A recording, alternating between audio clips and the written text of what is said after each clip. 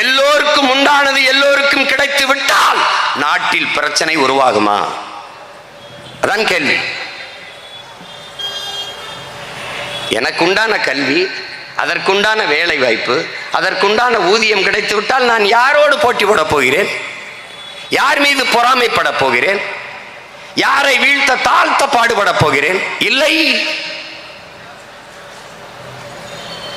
நத்தைக்கு பாதுகாப்பு இருக்குமானால் கூடதற்கு, புழுவுக்கு பாதுகாப்பு இருக்குமானால் கொடுக்கதற்கு, அது இல்லை, அதனால் கொடுக்க வருகிறது. நத்தைக்கு பாதுகாப்பு இல்லை, அதனால் கூடு வருகிறது. எல்லா சமூகங்களுக்கும் உண்டான சமூக நீதி என்பது உரிய பங்கீடு கிடைத்து விட்டால் இது தேவை வராது. சாதி சங்கம் இருக்காது,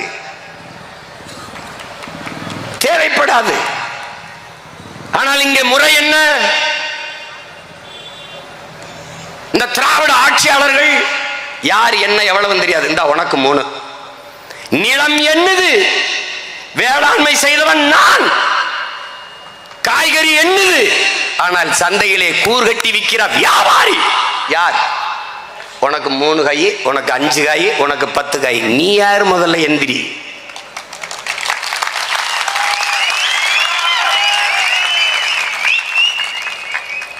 திராவிட ஆட்சியாளர்கள் தான், இவர்கள் வந்துதான் இடஒதுக்கீடு தந்தார்கள். நீ நின்ன இடம், இருந்த இடமே என் மக்கள் போட்ட பிச்சை பிச்சை. நாங்கள் தான் இஸ்லாமிய மக்களுக்கு கொடுத்த இடஒதுக்கீடு, நாங்கள் தான் தாழ்த்தப்பட்ட மக்கள் கொடுத்த இடஒதுக்கீடு, நான் தான் ஒடுக்கப்பட்ட பிற்படுத்தப்பட்ட மக்களுக்கு கொடுத்த இடஒதுக்கீடு.